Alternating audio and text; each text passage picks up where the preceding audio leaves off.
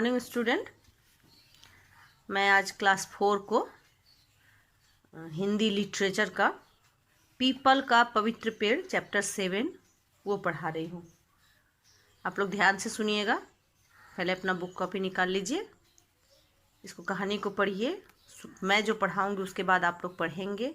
फिर पढ़ने के बाद आप लोग एक बार एक्सरसाइज मिला के देखेंगे। मैं तो पहले ही भेज चुकी हूँ आप लोगों को एक्सरसाइज, तो वो आप देखेंगे, फिर आप मेरे साथ पढ़ेंगे। ओके, चलिए मैं पढ़ाती हूँ, आप लोग मेरे साथ पढ़िए। तुसिता अपने माता पिता और चाचा चाची के साथ दिल्ली में रहती है। उसके दादा दादी दिल्ली से दूर एक गांव में रहते हैं। कुछ दिन पहले ही उसके चाचा जी की शादी हुई थी। ठीक है, वो लोग सब साथ में रहते थे, लेकिन दादा दादी उन लोग के दूर में रहते थे, किसी गांव में रहते थे, दिल्ली से दूर। तो वहाँ वो लोग जाने वाले थे। दादी के घर क्यों जाने वाले थे? उसके चाचा जी की नई शादी हुई थी, तो जो नई दुल्हन आई थी उस दुल्हन को लेके उन लोगों को दादी के घर जाना था। किस लिए जाना था? वहाँ की कुलदेवी हम लोगों का होता है ना, वो देवी देवता का पूजा करने के लिए। क्या कहते हैं वहाँ पे? बाद में क्या हुई, नई दुल्हन को लेके दादी के घर, दादा दादी के घर देवता की पूजा करवाने के लिए जाना था, पूरे परिवार के साथ। तुसिता को बड़ी जिज्ञासा थी कि ग्राम देवता कैसे होते हैं। ग्राम देवता की पूजा थी, लोग उसके मन में बहुत जिज्ञासा थी तुसिता की। तुसिता है ये लड़की, तुसिता के मन में बड़ी जिज्ञासा थी, ग्राम देवता कैसे होते हैं, क्यों पूजते हैं उनको, पूजा का विधि विधान कैसा होता है। गांव पहुंचकर रात को उसने आराम किया। फिर अगले दिन सुबह, यानी कि प्रातः काल में परिवार और गांव की महिलाएं घर के आंगन में एकत्र हो गई। मतलब एक जगह सब जुट गए, एकत्र हो गई। ग्राम देवता क्या हुए? ग्राम देवता की पूजा की तैयारी में लग गए, सारे पूरे परिवार लग गए। पूजा की थाली सजाई गई, उसमें दीपक जलाया गया, थाली में रोली, चावल, मौली, बहुत कुछ रखा गया। मिट्टी की नई गगरी में कुएं से लाकर, मतलब कुआं से गगरी, मतलब गगरी का मतलब होता है घड़ा। फिर दूल्हा और दुल्हन को लेकर कुएं से पानी निकाला गया गगरी में। लोकगीत गाती, गांव में होता है ना, सब लोकगीत गाते हैं, लोकगीत गाते बाहर ग्राम देवता की ओर चल पड़े। सभी लोग मंदिर के प्रांगण में खड़े होकर पीपल के पेड़ के पास पहुंचकर उसके चारों ओर खड़े हो गए। पीपल के पेड़ को चारों तरफ से सब घेर के खड़े हो गए। तुसिता ने देखा कि पीपल के विशाल तने के चारों ओर रंग बिरंगे धागे लिपटे हुए, धागा हम लोग बांधते हैं, धागे लिपटे हुए हैं। उसकी शाखाओं पर रंग बिरंगे कपड़े बंधे हुए हैं। मोटी सी डालियों पर रस्सियों से बंधे मिट्टी के बने विभिन्न आकार प्रकार के पानी से भरे बर्तन लटक रहे हैं। लाल रंग के रंगे पत्थर पीपल के जड़ के पास रखे हुए थे। कुछ फूल भी वहां बिखरे हुए थे। जड़ के आसपास दूध भी गिरा हुआ था। चावल के दाने भी जड़ के पास गिरे हुए थे। गीतों के तेज होती आवाज से तुसिता का ध्यान चाचा चाची की ओर गया। वे दोनों मौली का गोला पकड़े पीपल के तने पर मौली लपेट रहे थे, मौली को लपेट रहे थे। इसके बाद उन्होंने कपड़े की कुछ कतरने, मतलब टुकड़ा कतरने पीपल की डालियों पर बांधी। पीपल की जड़ पर जल से सिंचित किया, सिंचन किया, मतलब जल डाला गया। रोली से टीका किया गया, अक्षर चढ़ाए। अक्षत मतलब होता है चावल, हम लोग चावल बोलते हैं ना, अरवा चावल जिसको बोलते हैं उसको अक्षत कहते हैं। अक्षत चढ़ाए गए। पूजा संपन्न करके घर लौटने के बाद क्या हुआ? पूरे दिन घर में चहल पहल बनी रही, उत्सव का माहौल था, सब हंसी खुशी में मग्न थे। तुसिता के दिमाग में एक ही बात घूम रही थी कि पीपल को क्यों पूजते हैं, क्या विशेषता है पीपल की। लेकिन उसकी जिज्ञासा को शांत करने में किसी को फुर्सत नहीं था कि उसको इतना समझाया जाए। ठीक है। उसके मन में बहुत सारे प्रश्न उठ रहे थे। दिल्ली लौटकर उसने कई लोगों से पूछा, किसी ने भी संतोषजनक उत्तर नहीं दिया। तुषिता निराश हो गई, लेकिन हिम्मत नहीं हारी। अगले दिन स्कूल में उसने अपनी विज्ञान की अध्यापिका से यही प्रश्न पूछा। विज्ञान के अध्यापक से यही प्रश्न पूछा। अध्यापक महोदय ने भारतीय पेड़ पौधों के विषय में अच्छी जानकारी दी। वे भारतीय संस्कृति के भी ज्ञाता थे, मतलब जानने वाले थे। उन्होंने तुषिता को बताया, पीपल एक भारतीय पेड़ है। यह संपूर्ण भारत में उत्तर से लेकर दक्षिण तक, पूर्व से लेकर पश्चिम तक सर्वत्र उगता है, मतलब हर जगह उगता है। यह एक विशालाकाय पेड़ है। पीपल के पुराने पेड़ के तने की गोलाई कभी कभी कई मीटर तक होती है। इसमें से अनेक मोटी मोटी शाखाएं निकलती है।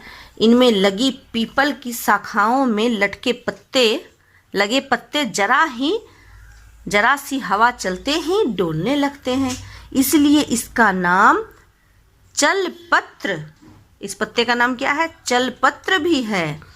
कभी कभी तो बिना हवा के ही इसके पत्ते डोलने लगते हैं। तभी तो कहा गया है, बिना बुलाए मूर्ख बोले, बिना बयाए पीपल डोले।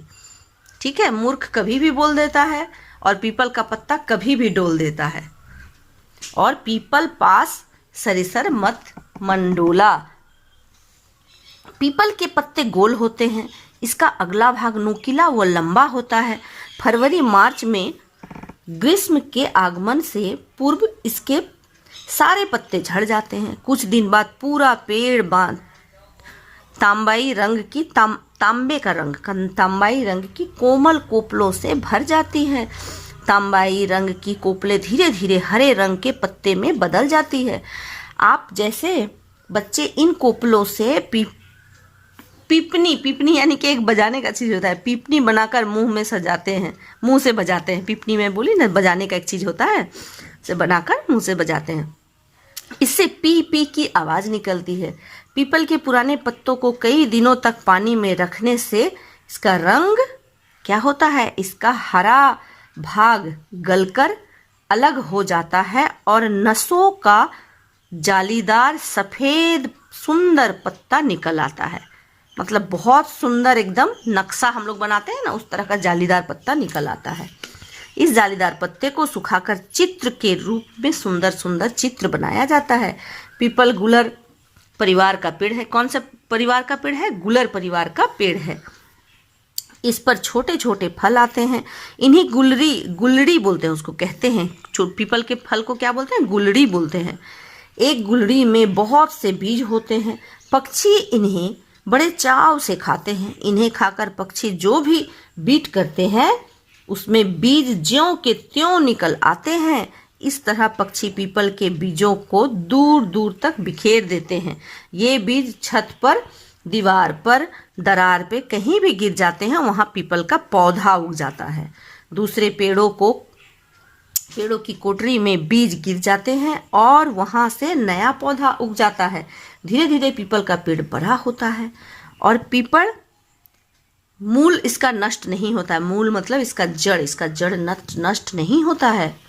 ठीक है, इसकी मोटी मोटी शाखाएं लगाकर उगाया जा सकता है। पीपल के पेड़ की देखभाल करने की आवश्यकता नहीं होती, ये अपने ही फलता फूलता है। यह अपनी देखभाल स्वयं कर लेता है। पीपल के पेड़ की सबसे बड़ी विशेषता है कि ये 24 घंटे हमें क्या देता है? ऑक्सीजन देता है, जिसकी जरूरत हम सबको होती है। ऑक्सीजन हमारे जीवन का आधार है। पीपल के पत्तों को बकरियां और हाथी बड़े शौक से खाते हैं। इसलिए पीपल का नाम क्या है? गजभक्ष भी है। ठीक है, पीपल के छाल के रंग से साधु सन्यासी अपने कपड़े रंगते हैं। ठीक है, पीपल की दवाइयाँ भी बनती है। इससे दवाइयाँ के अनेक रोग का इलाज होता है। पीपल की लकड़ियाँ यज्ञ की समिधा, एक यज्ञ जो हम लोग करते हैं उस यज्ञ की सामग्री में भी उपयोग होता है। इनकी आयु बहुत लंबी होती है। भारत में हजारों साल की आयु के पीपल के पेड़ आज भी देखे जा सकते हैं। कहते हैं कि गौतम बुद्ध ने भी पीपल के पेड़ के नीचे ही ज्ञान प्राप्त किया था। अतः बुद्ध धर्मानुयायी जो धर्म को मानने वाले हैं भी इसको पवित्र मानते हैं, वो लोग भी उसको पवित्र मानते हैं। बोध गया में जिस पीपल के पेड़ के नीचे भगवान बुद्ध बैठे थे वह आज भी वहां मौजूद है। इसी पीपल के एक शाखा को 88 ईसा पूर्व लंका में लगाया गया था। वह आज भी फल फूल रहा है। इसकी आयु 2250 वर्ष से अधिक की होती है। खेतीहर भारत में पीपल की उपयोगिता बहुत है। कड़ी धूप में काम करता है। थका मांदा किसान जब इसकी सघन छाया में आकर बैठते हैं तो इसके पत्ते लोरी जैसी सरसराहट से उसे गहरी नींद में सुला देते हैं। ठीक है। हिंदू धर्म में पीपल की इन्हीं गुणों के कारण उसे पूजा किया जाता है। पीपल का पेड़ लगाने से हजारों पुण्य मिलते हैं। पीपल की क्या, पेड़ कोई भी हो उसका लगाना पुण्य ही होता है, काटना पाप होता है। इसीलिए मैं भी बोलती हूँ ना, कोई भी पेड़ लगाओ। तुलसीता अब तो तुम्हारी समझ में आ ही गया होगा लोग पीपल को क्यों पूजते हैं। पुराने जमाने में लोगों ने पर्यावरण की सुरक्षा के लिए पेड़ों को, जीव जंतु को धर्म के साथ जोड़ा था। समझदार लोग सदैव इनको विनाश से बचाते हैं। हम लोगों को भी क्या करना चाहिए, इसे विनाश से बचाना चाहिए, नष्ट नहीं होने देना चाहिए, है ना। इसलिए हमको कोई भी पेड़ कभी भी, अब सबसे बड़ी बात है अपने जन्मदिन के ऊपर अगर आप पेड़ लगाओगे तो वो आपको सारा जिंदगी याद रहेगा। ठीक है, तो आप लोग सब पेड़ लगाओगे और पृथ्वी को बचाओगे। चलिए, थैंक यू। कहानी यहाँ समाप्त करती हूँ। एक्सरसाइज तो मैं पहले आप लोगों को भेज चुकी हूँ, इसका क्वेश्चन आंसर करके पूरा भेज चुकी हूँ, ये आप लोग बुक में कर लीजिएगा। Thank you.